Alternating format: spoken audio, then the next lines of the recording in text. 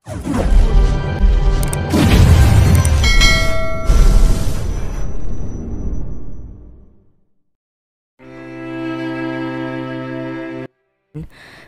pa mga mata ni Marian sa tanong na yun ni Nana Esper at nangiti sa alaala ng unang pagkikita nila ni Rohel. Tandang-tanda pa niyang araw nung dumating sa buhay niyang lalaki. Ay, si Marian? Ang ganda-ganda talaga niya. Idol autograph naman dyan. Kinikilig na sigaw ng isang bakla na basugin na tagahanga ng nobelista. Nagtatalon ito na halos sirain ng t-shirt ng kasamang dalagita nang ang pobre mapagbaylingan ng panggigigil. Tumaas ang kilay. Umasim ang mukha ng katabi nitong babae. Naiingayin sa bating na sukat ba namang sa tapat pa ng tenga nito umatungal? At kung hindi lang nagtitimpi, malamang na tinusok na nito ng dalang payong ang alangalan ng ex-man na halos makita ng lahat tuwing titili ang pangalan ng dalaga.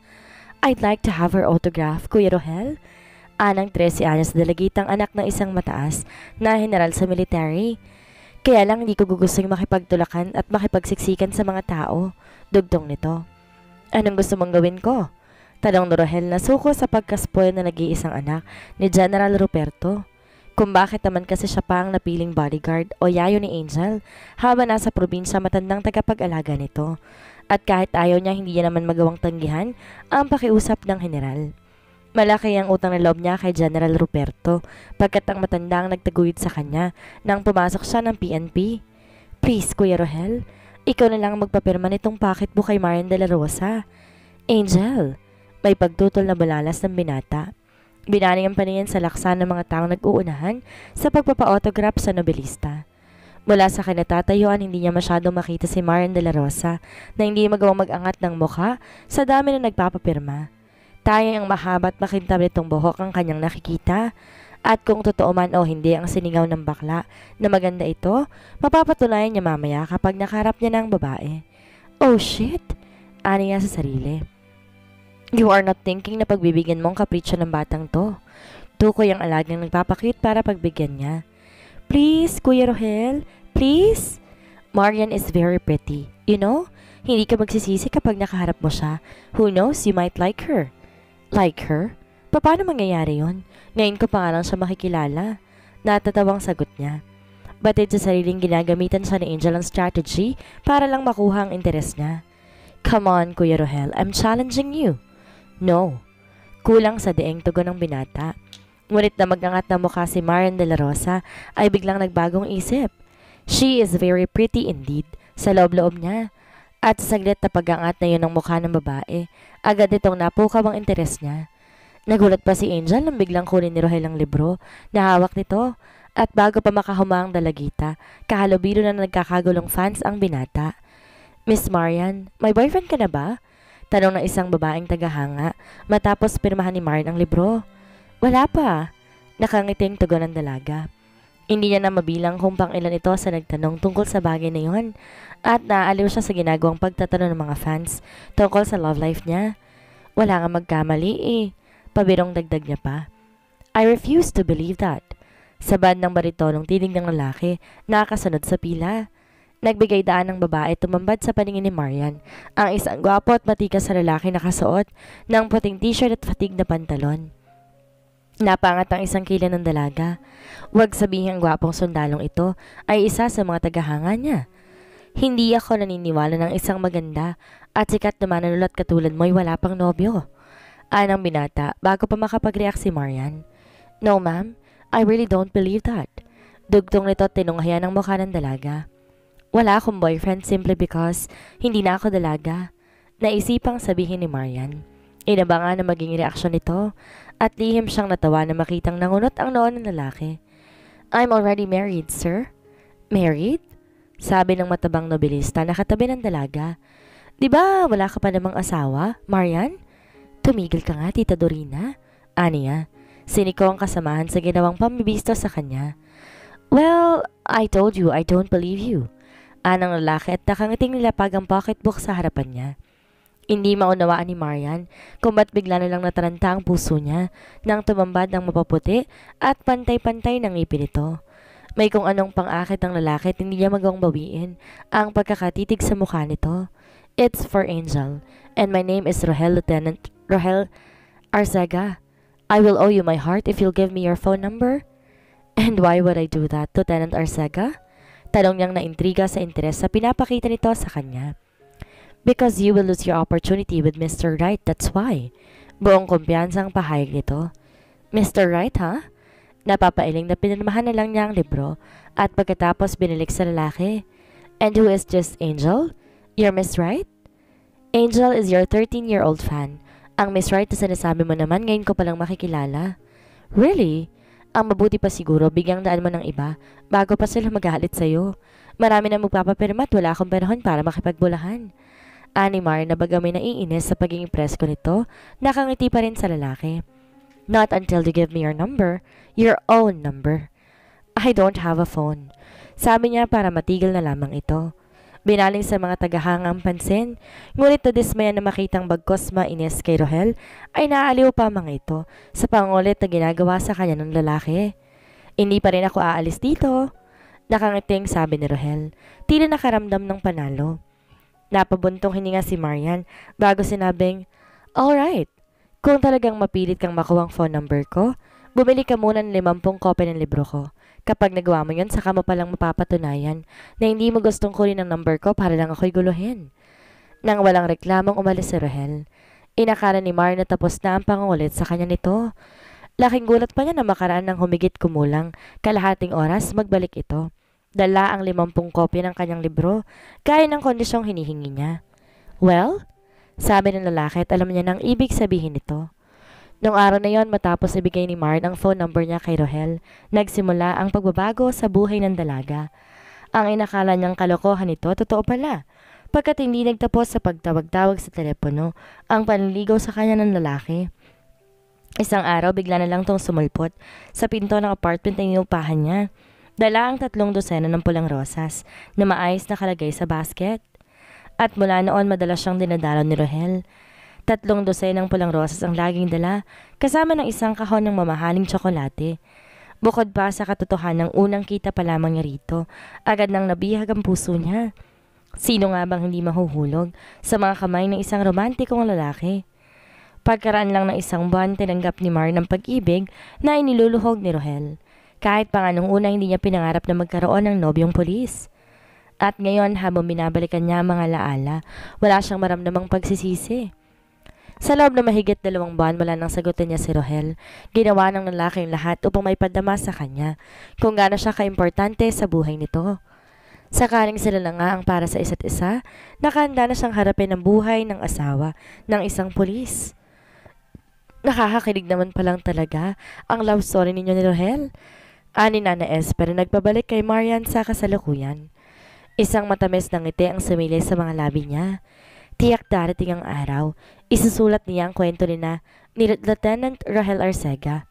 Sa ngayon, hihintay na muna niyang magkaroon ng magandang katapusan ang kwento nila ng lalaki. Rohel, my son? Panimula ng sulat ni Don Alfonso. Agad nag-DM ang mga bagang ni Rohel nang may kung anong humaplos sa puso niya sa ginamit ng bating panimula ng ama. Matapos magpawala ng isang malalim na buntong hininga, pinagpatuloy niya ang pagbasa sa nilalaman ng sulat. Kung binabasa mong sulat na ito'y nangangalhogan, hindi tayo nagkaroon ng pagkakataong muling magkita. Rohel, anak, gusto kong malaman mong kailanman hindi ako nagkaroon ng paborito sa inyong dalawa ni Victor. Pantay ang pagtingin ko sa inyong dalawa at pareho ko yung mahal dahil mga anak ko kayo. At kung may pagkakataon mong sa palagay may mas pinaboran kong iyong kapatid, yun ay sa dahilan gusto kong mamulat ka sa katotohanang hindi mo makukuha mga gusto mo sa pamamagitan ng pagre-rebelde. Inakala kong yun ang pinakamabuting paraan upang ipanuto mo ang iyong buhay. Ngunit nang umalis ka sa asyenda at ituloy mo pa rin ang kagustuhang maging isang polis, napag-isip-isip kong nagkamali ako mula umpisa at masakit tanggapin bigo ako na mapagkasundo kay ni Victor.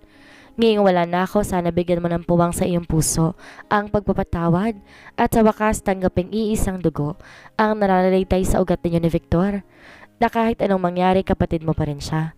Kumpara sa iyo isang malaking kasalanan ang minsang minahal ko ang kanyang ina, patawarin mo ko anak. Pero gusto kong unawain ko. Hindi ko man mahal nung unang iyong mama, natutunan ko rin siyang mahalin at yun ay dahil sa iyo. Batid ng may kapal, hindi totoong iniisip mong wala akong minahal kundi si Maya at ang anak namin si Victor. Sa magkaibang paraan minahal ko kayong lahat dahil bahagi kayo ng buhay ko. Nais ko rin ipaunawa kung bakit iniwan ko ang pamamalakad ng hasyenda sa kapatid mo. Para din naman to sa kapakanan ninyong dalawa. Hindi sa wala akong tiwala sa kakayahan mo. Nagkataon lang na higit ang kaalaman ni Victor sa agrikultura. At sa lahat ng mga pagkukulang ko at nagawang pagkakamali sa pagpapalaki sa iyo, humihingi ako ng kapatawaran. Mahal kita, anak, at sana'y mapagbigyan mong huling kahilingan ko. Ituring mo sanang tunay na kapatid si Victor, gaya ng turing niya sa iyo, ang iyong ama, Don Alfonso Arcega. Matapos basahin ang sulat parang sine, nagbalik sa alaala ni Rohel ang nagdaang kabataan. Naalala niya nung una niya itong turuang sumakay sa kabayo. Ang mga panahong kasama siya nito sa paglilipot sa asyenda. Ang masasayang sandaling pinagsaluhan nilang mag-anak. Isang buti ng luhang pumatak sa tangan niyang sulat ang nagpabalik sa kanya sa kasalukuyan. Tiniklop niya iyon, ibinalik sa naninilaw pa ring sobre na ipinatong sa ibabaw ng folder na naglalaman ng papeles at nagpapatunay sa pagmamayari sa mga ari-ariang minana mula kay Alfonso. At the back of his mind parang narinig pa niya. Sinasabi ng ama ang huling nilalaman ng sulat. Mahal kita, anak, at sana'y mapagbigyan mo ang huling kahilingan ko. Ituring mo na sanang tunay na kapatid si Victor, kagaya ng turing niya sa'yo. Diniinan niya ng daliri ang pagitan ng mga mata upang pigilan ang muling pagbalong ng luha. Huli niyang narinig mula kay Alfonso ang mga katagang mahal kita, anak, noong araw na ihatid sa huling hantungan ng labi ni Edita. Noong mga panahong kapwa sila nakalugmok sa kalungkutan. Doon niya naramdaman ang pagmamahal sa kanya ng ama na inakala niyang inagaw ni Victor. Ngunit nang muli nitong pansinin ang pagkakamali niya, nang muli nitong kampihan si Victor sa tuwing mag-aaway silang dalawa, nagbalik ang galit niya sa ama. Tinikis niya nito hanggang sa paninikis na iyon, mauwi sa pagre-rebelde. Ngayong wala na si Alfonso, makipagkasundo man siya o hindi kay Victor, hindi na nito malalaman pa. Ngunit magagawa ba niyang biguin ang kahilingan ng isang yumao? Tumayo mula sa kinaupang single sofa si Rohel, lumapit sa bintana. Hinawi ang kortina, tinanaw mula roon ang di maliparang uwak na lupaing ay pag-aari nila ng kapatid sa ama.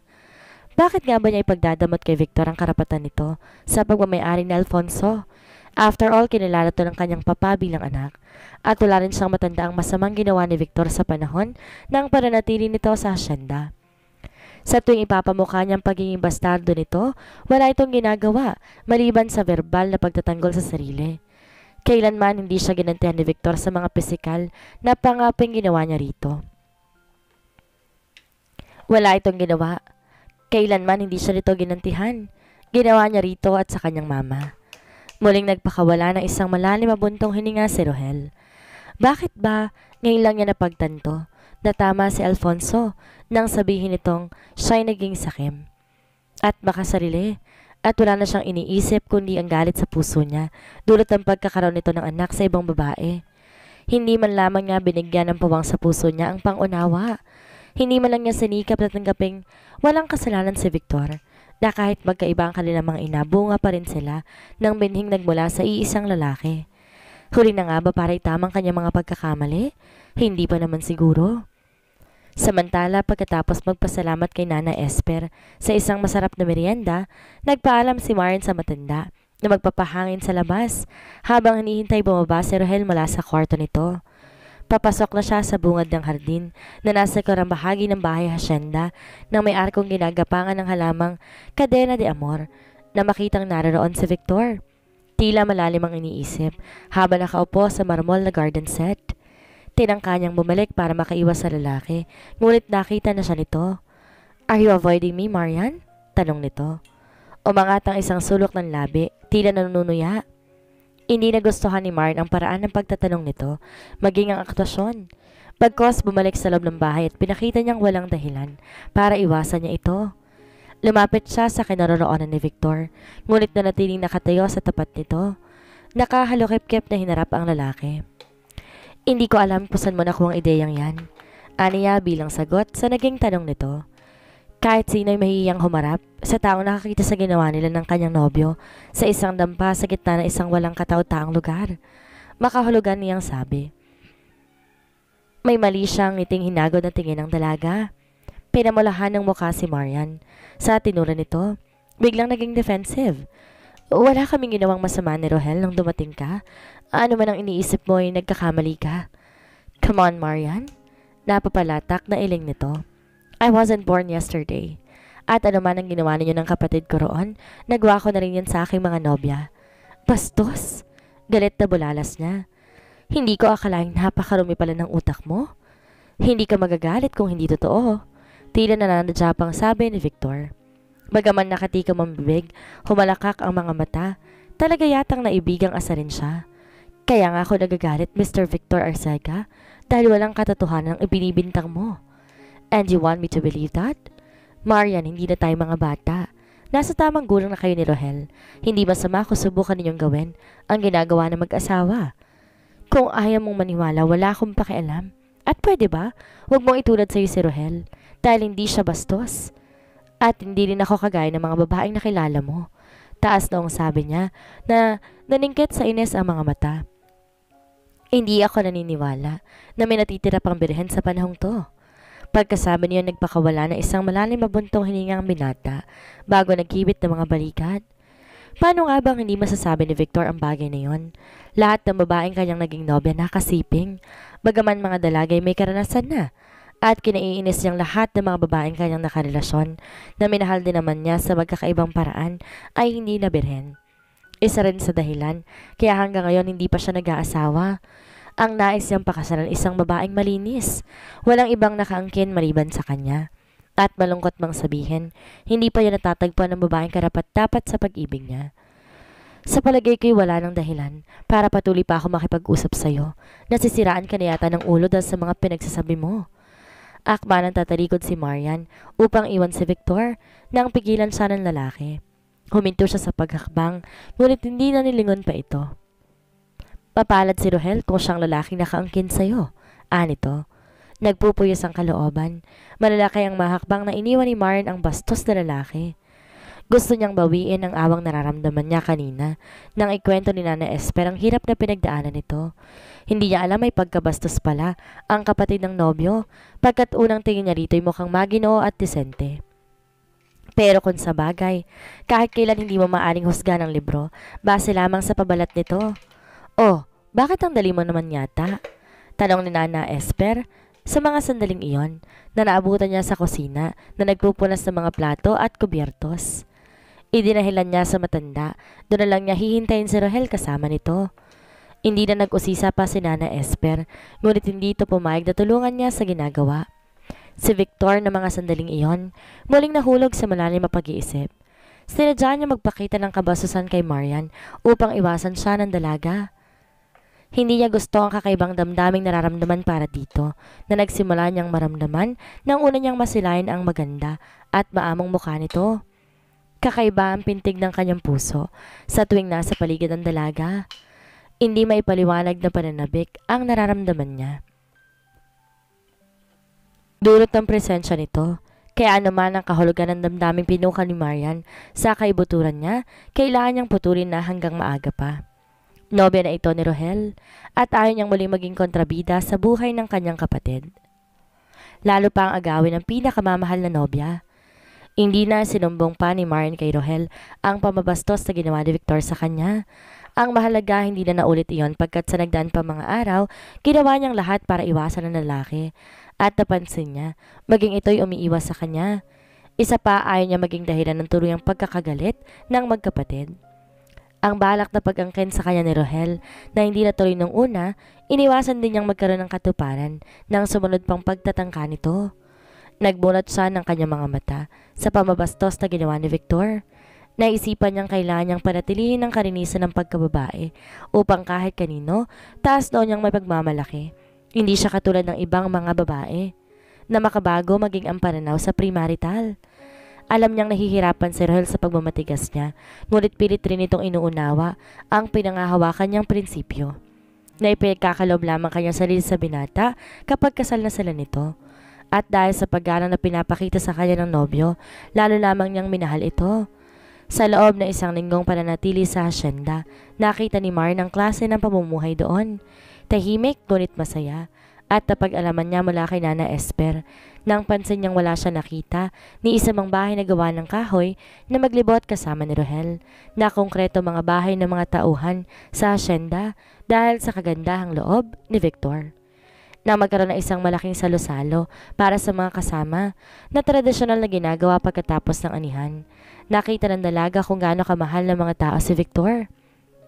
Wala siya narinig buong gabi, kundi ang mga papuri sa lalaki. Maging si Rohel sa kauna-unang pagkakataon, narinig niyang pinuri ang kakayahan ng kapatid sa pagpapalakad sa asyenda. At ng gabi rin yon masasabing naganap ang isang milagro. Pagkat matapos silingin ni Macario at ng lahat na naroon na magto sa magkapatid, walang pag-aatubili. Nilapit ni Rohel si Victor. Subalit hindi nagtapos sa pagdidikit ng mga baso ang paglalapit ng dalawa. Sa katawaan ng lahat, una na si Marian, nagyakap ng buong higpit ang magkapatid. Senyales ng tuloy ang pagbabate ng mga ito. Sa kagalakan, napahagulhol pa ng iyak si Nana Esper sa balikat ng asawa. Si Tata Ruding na may tuwang-tuwa na nagsimulang pumalakpak na ginaya ng lahat sa bandang huli. Nauwi sa magdamag na inuman ang pagbabate ni Rohel at Victor. May kaunting kaba pa rin si Marian na maaaring muling pagkakagalit ng dalawa kapag inungkat ng sino man sa mga itong nakaraan. Ngunit hanggang sa mag-umagay naging mabuti ng pag-uusap ng magkapatid. Kinabukasan, magkasama pa nilang dinalawang punto ni Don Alfonso at pagkagaling sa sementeryo, magkasamang naglibot sa asyenda sina Rohel at Victor. Sinadyang magpaiwan ng dalaga upang bigyan ng pagkakataon na magkasarilinan ang dalawa. Na para mga bata ngayon pa lamang tinutuklas ang ugali ng isa't isa. Ngunit kung kailan magkasundo na magkapatid, saka naman tubatik ang dalawang kasamahan ni Rohel sa PNP.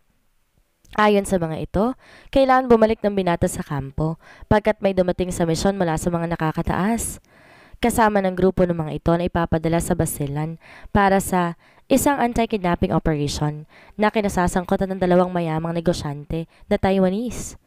Nais tumutol ni Marian pagkat ayon sa mga balitang napanood niya sa telebisyon at nababasa sa mga dyaryo magulo doon. Ngunit alam niyang kasama yun sa trabaho ni Rohel ang pagharap sa panganib. At kung talagang desidido siya na magpakasal sa isang pulis, kailangan ngayon pa lamang masanin na siya. Come back for me, will you? Aniya na hindi mapigil ang pagpatak ng luha sa magkabilang pisngi. Nasa kwarto siya ni Rohel, kasalukuyang tinutulungan ito sa pag-iempake. I will, Marian. At mangako kang di ka aalis dito. Hihintayin mo ang pagbabalik ko. Kailangan ba talagang manatili ako rito? Hindi ba nakakahiya kay Victor at sa mga tao rito sa asyenda? Baka sabihin nila, hindi pa naman tayo kasal dito na ako nakatira. Pwede naman akong bumalik sa apartment na inuupahan ko sa Maynila Marian, hindi ka na babalik pa doon. Mas panatag ang loob ko kung alam kong nandito ka. At saka ilang beses mo na rin sinabi, binastos ka ng mga tomboy doon. Baka pagbalik mo ko ano nang maisipan nilang gawin sa'yo. Hindi ko gugustuhin na mapahamak ka. I will kill and die for you. Anito tinaplos ang kanyang pisngi, trying his tears with his finger. Promise? Susulat ka agad pagdating mo sa Basilan, okay? Aniya. Malambing na hinagkan ang palad nito, dinala sa pisngi. Promise. Ani Rohel bago buong pagmamahal na hinagkan ang labi niya. Kinabukasan bago umalis, pinagbilin pa siya ni Rohel kay Victor. Ipinangako ng binatang kapatid na kailangan gawin ni Victor ang lahat upang hindi siya mainip sa asyenda habang hinihintay ang pagbalik nito. Ines na hinugot ni Maren ang bond paper na nakasubo sa makinilya at matapos namukusin inihagi sa wastebasket na nasa paanan. Mag-iisang oras na siyang nakaupo sa harap ng makinilya, ngunit talagang ayaw magtuloy-tuloy ng isang ideyang binubuo niya. Nag-aalala siya kay Rohel. Sinisira niya ng mood na. Ikatlong araw na ngayon mula nang umalis ang binata, kasamang dalawang kasamahan na sumundo rito. Hindi niya tiyak kung nasa Basilan na ito o naroon pa sa kampo. Kung may telepono lang sana siyenda, magiging madali sa kanila ang pagkomunikasyon sa isa't isa. Kaso nga'y wala. At wala ring silbi ang kanyang cellular phone dahil walang cell site sa lugar na yon ang kumpanyang kinukunan niya ng serbisyo. Gusto naman niya sanang lumawas sa bayan para lang makitawag sa tanggapan ng PLDT. Ngunit nang sabihin niya yun kay Victor, kinontra pa siya ng lalaki. Aniya bakit hindi na lamang niya hintayin na sulatan siya ni Rohel? Hindi na raw niya kailangan bantayan pa lahat na nangyayari sa binata kung nakakasiguro raw siya sa katapatan nito. Nais niyang pabulaanan ang aligasyon ni Victor, ngunit hindi na lang niya ito kinumpronta. Alam niya sa kanyang sariling tapat si Rohel at hindi siya nito ipagpapalit sa iba. Kaya lamang niya gustong makausap ang nobyo ay upang alamin kung mabuti ba ang kalagayan nito. Magkagayon man di na rin siya nagpumilit na magtungo sa bayan. Marian! Marian! Boses ni Nana Esper, narinig niya kasabay ng pagkatok nito. Tuloy kayo, Nana Esper, bukas ho yan. Tugon niya sa katamtamang lakas na marinig ng matanda. Pagbukas ng pinto, pumasok si Nana Esper. Nakangiting inabot ang hawak na sobre ng LBC sa dalaga. Galing kay Rohel. Excited na bulalas pa nito. Tinunghayan niyang sobre at tiyak niyang sa nobyo na nanggaling to. Agad niya yung binuksan at binasa. Kahapon para sila umalis patungong Basilan. Aniya kay Nana Esper matapos basahin ang sulat at ibalik sa sobre. Ibig niyang maiyak sa nararamdamang takot. Lalo niyang namiss si Rohel sa mga nilalaman ng sulat nito. Sinabi ba kung kailan ang balik niya? O sisa ng matanda? Depende daw ho sa sitwasyong darat na nila roon. Pero nabanggit niyang pinakamatagal ng 6 na linggo. Matagal-tagal din pala, no? Ang kabutihan lang nun, magtatagal ka pa rito sa hasyenda. May makakasama pa ako kapag wala si Victor at si Roding. Alam mo, sa totoo lang, nakakainip din dito kapag ako lang naiiyong mag-isa. Sabi ko nga kay Victor, mag-asawa na para naman madagdagan na kami rito sa bahay. Pero mukhang naunahan pa siya ni Rohel eh. Kailan nga ba kayo magpapakasal ha? Napangiti si Maren sa pag-uusisa nito. Wala pa ho kaming pinalan na pag-uusapan ni Rohel tungkol sa bagay na yan. Masyado ho kasing demanding ang trabaho niya eh. Gaya ho na nangyari ngayon. Dapat ho bakasyon niya pero dahil sa tawag ng tungkulin, kailangan niya hong bumalik sa kampo. Kung sa bagay, mahirap ang buhay ng isang pulis. Hindi mo hawak ang iyong oras. Kapag pinatawag ka sa kampo, kailangan ora mismo pumunta ka. Yon ang pangunahing dahilan. Kaya ayaw sana ni Don Alfonso na magpulis si Rohel. Pero ewan ko nga ba kung bakit yun pang napili ng batang yun. Gayong tapos naman ang engineering. Ang sabi ho sa akin ni Rohel, bata pa lang siya gusto niyang maging pulis.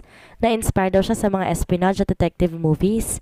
Pero sa nalaman kong naging problema niya kay Victor at kay Don Alfonso, napag-isip-isip ko na maaaring ang pagiging rebelde niya rin ang nagtulak sa kanya para maging isang alagad ng batas. Tama ka sa sinabi mo, ani Nana Esper. At nang mapansin ng makinilya at ilang nagkalat na lamuko sa papel sa sahig, humingi ng paumanhin sa pagkakaistorbo sa kanya. Naku, nagsusulat ka pala. Pasensya ka na't di ko alam. Okay lang ho, Nana Esper. O siya, sige. Maiwan na ulit kita. Itutuloy ko ng paghahanda sa pananghalian natin. Anong gusto mo? Dala na lang kita ng pagkain dito kagaya kagabi? Wag na ho. Bababa na lang ho ako mamaya. Pagkasabi nun napansin ni Marian na matamang napatitig si Nana Esper sa mukha niya. Bakit ho? Tanong niya. Nailang sa biglang pagiging seryoso nito. Magtapat ka nga sa akin, Marian. Iniiwasan mo ba si Victor? 2 araw ko na kasing napapansin. Kapag wala siya sa tanghalian, saka ka lang kumakain sa komedor. Sa gabi naman, parang iniiwasan mo siyang makasabay sa hapunan. Napabuntong hininga si Marian nang marinig ang pangalan ng lalaki. Totoong mula nang umalis si Rohel, iniwasan niya na makasabay sa pagkain ang kapatid ng nobyo. Katulad ng 2 nagdaang gabi, nagdahilan siyang masakit ang ulo at nakiusap na kung maaari, dala na lang siya ni Nana Esper ng pagkain sa kwarto. Hindi niya alam kung bakit pero nararamdaman niya ang malaki nitong disgusto sa kanya at hindi rin may kakailangang makilo si Victor na hindi ito pabor sa pananatili niya roon sa hasyenda, lalo na tula naman doon si Rohel. Nahihiya lang ho ako sa kanya na Esper. Pagkaraan lang sandali, sabi niya sa matanda. Napapansin ko ho kasi parang napilitan lamang siyang pumayag sa pakiusap ni Rohel na dumito muna ako habang nasa Basilan siya. Alay, hindi. Agap na tugon ni Nana Esper. Ganun lang talaga si Victor. Siyempre, katulad mo. Nahihiya pa rin siya sa'yo, pero huwag mong isipin na ayaw niyang nandito ka. Kung hindi ka man niya laging nahaharap, yun ay dahil abala siya sa pag-asikaso sa hasyenda at hindi sa ano paman. Hindi nagkomento si Marian sa tinura nito. Inaasahan niya ng ipagtatanggol ng matandang babae si Victor. After all, mula nang dumating sa hasyenda, wala na siyang narinig kay Nana Esper, kundi parang mga papuri sa lalaki. Mabait na tao si Victor, Marian. Wala kang dapat ikahiya o kailang sa kanya. Sana nga ho. Pilit na naging ngiting tugon niya. Sa isip-isip sinasabing, kung malalaman lang na matanda ang minsang pamabastos na ginawa sa kanya ni Victor, baka magbagong pagtingin nito sa lalaki. Siya, masyado na kita naiistorbo ha, lalabas na ako. Muling paalam nito bago mabilis na lumabas ng kwarto. Nang mapag-isa, binalik ni Mar ng pansin sa isinusulat na kwento. Ngunit kahit anong gawin niya, tuloy na siyang iniwan ng ideya. Nagpakawala siya ng isang malalim na buntong hininga. Binalik sa plastic envelope ang mga papel bago tinakpan ng makinilya. Tinago niyang sulat ni Rohel, nagpa siyang bumaba na muna para mamasyal. Wala pa si Victor kaya kailangan samantalahin niyang pagkakataon na makapaglibot nang hindi nag-aalalang baka masalubong ito. Tahimik sa buong kabahayan na bumaba siya. Alam niya nasa kusina si Nana Esther kaya hindi niya na ito inistorbo. Lumabas siya sa balkonahe. Mula rooy sandaling pinagbastan ang paligid. Mahigit 1 linggo na siya roon, ngunit hanggang ngayon hindi pa rin siya nagsasawa sa kagandahan ng hasyenda at alam niyang marami pa siyang hindi nakikita. Kung narito lang sana si Rohel. Kasabay ng pagpakawala niya ng isang malalim na buntong hininga, natanaw niya ang magkasunod na pagdating ni na Victor at tataruding sakay ng kabayo.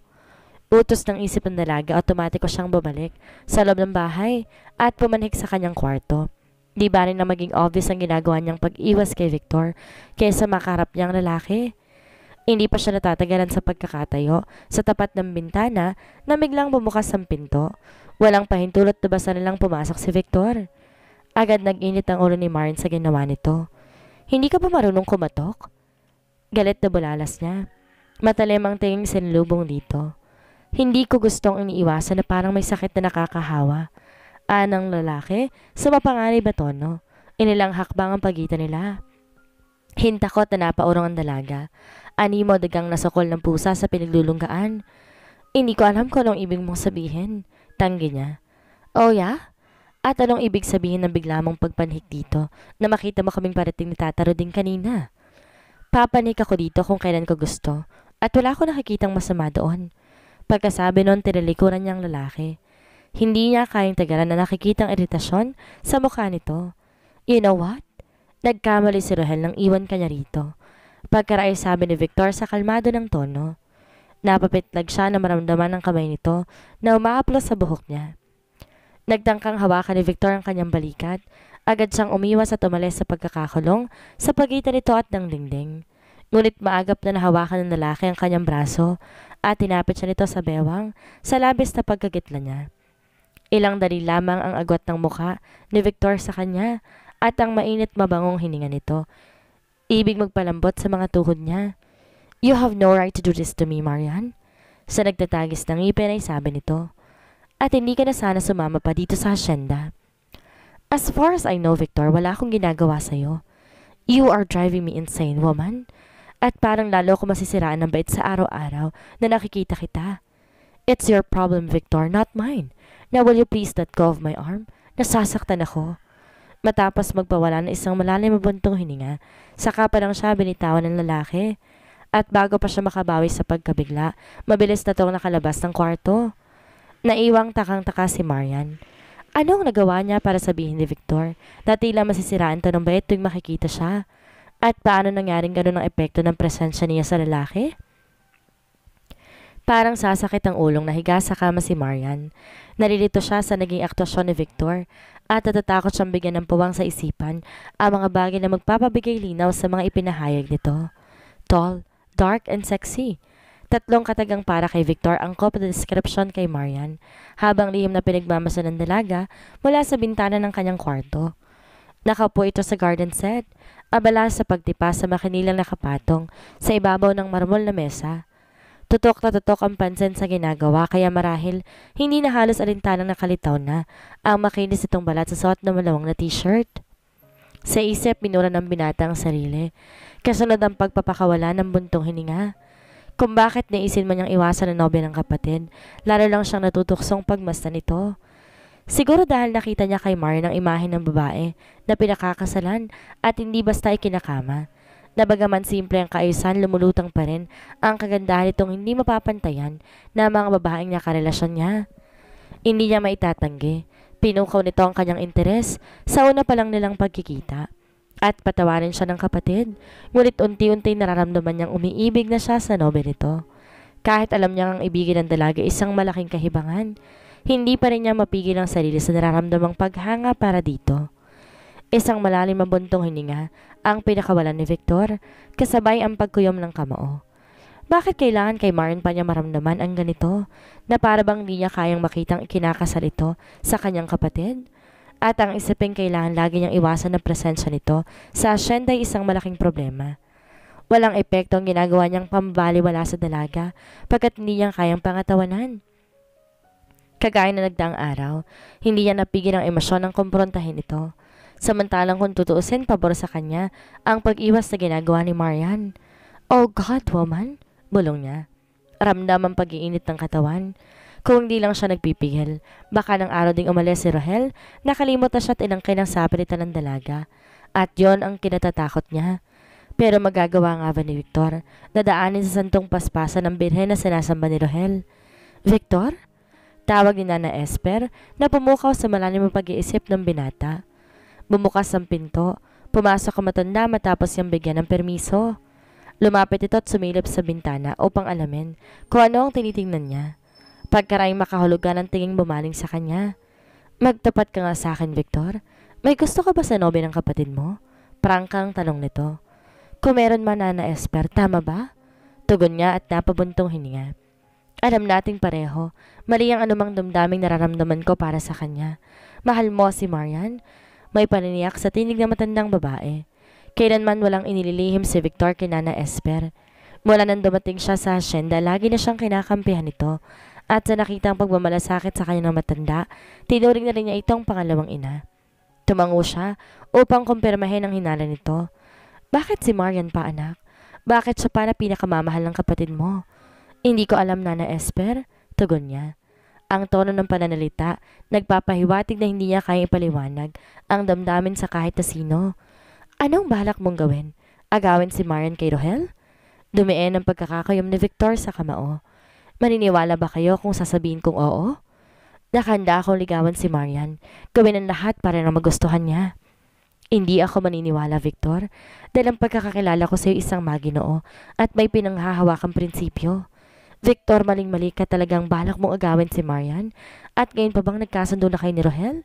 Siguro naman hindi mo gugustuhin habang buhay ka ng kamuhian ng kapatid mo." "Ano ang dapat kong gawin? Totoo ang damdaming nararamdaman ko para kay Marian, Nana Esper, at gusto ko siyang pakasalan, maging ina na magiging mga anak ko. Hindi ko hawak ang damdamin mo, Victor, kaya inaasahan ko na rin maaari kang gumawa ng mga hakbang na hindi ko inaakalang magagawa mo. Ang may papaya ko lang sa'yo, huwag kang magpadalos-dalos. Isipin mo muna bago ka gumawa ng hakbang na baka pagsisiyan mo lang sa bandang huli. Tatandaan ko ang sinabi ninyo, Nana Esper, pero hanggat hindi pa sila nakakasal ni Rohel, may karapatan pa rin akong ipaglaban ang damdamin ko sa kanya, hindi ba? Wala akong sinusuway na utos ng Diyos, at gaya ng kasabihan, mananalong magaling na lalaki." Naiiling na muling pinukol ang tingin ni Nana Esper si Marian sa kinaroroonan nito. Ngayong batid ng matanda ang saloobin ni Victor, nababangon ng takot ito sa maaaring mangyari kung itutuloy ng binata ang balak na paniligaw sa dalaga. Tiyak malaking gulo kapag nalaman ni Rohel na ang nobya nito at ang babaeng gustong pakasalan ni Victor ay iisa. Ano ang mangyayari? Ngayong nobya ng kapatid ang kinahuhumalingan ni Victor. Kaya nga kaya niyang pagtaksilan ng sariling kapatid, gayong babago lang silang nagkakaayos? Ano ang gagawin ni Rohel kapag nalamang tinatraidor siya ng kapatid? Yan ang ating aalamin sa susunod nating kabanata.